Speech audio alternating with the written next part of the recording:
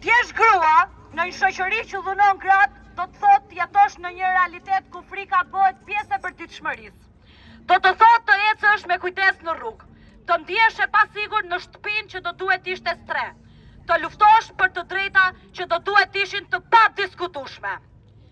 Është të ndihesh e pavlerësuar, edhe kur punon 2 fish më shumë, të dëgjosh se duhet të durosh, të heshtësh, të përshtatesh, ndërsa dhuna, qoftë fizike, psikologjike apo ekonomike, t'imponohet si një normalitet i heshtur.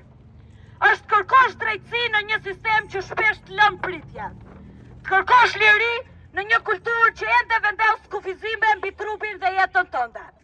T'jesh grua në një shoqëri të tillë, do të thotë të jetosh në betejë të përditshme për të qenë e dëgjuar, e mbrojtur dhe e lirë.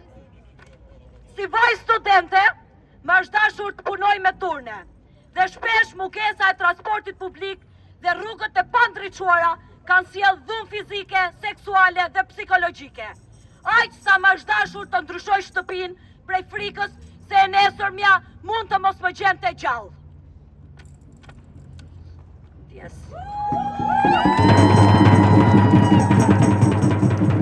Po kur nuk heshta për ta denoncuar këtë tmerr. Ashtu si unë, edhe gratë që jetojnë në periferi përballen me të njëjtën frikë, edhe pse ne banojmë në një qytet të madh. Për to ngritja e zërit, sidomos për kushtet e punës, është e shoqëruar me një represion dhe përndjekje, duke hedhur palë mbi moralin e tyre. Gratë janë shtylla e ekonomisë së një vendi, kontribojnë në arsim, shëndetësi, industri, bujqësi, megjithse shpesh përballen me paga më të ulta dhe pengesë për të avancuar në vendin e punës. Prandaj nuk mund të flasim për barazi, kur gratë hasin kaq shumë sfida, nga mungesa e mjeteve të transportit, te rrugët e pandriçuara e deri te mungesa e meritokracisë. Por të jetosh grua në një shoqëri që dhunon gratë, do të thotë mos të dorëzohesh. Do të thotë jesh e fortë, kërkosh ndryshim,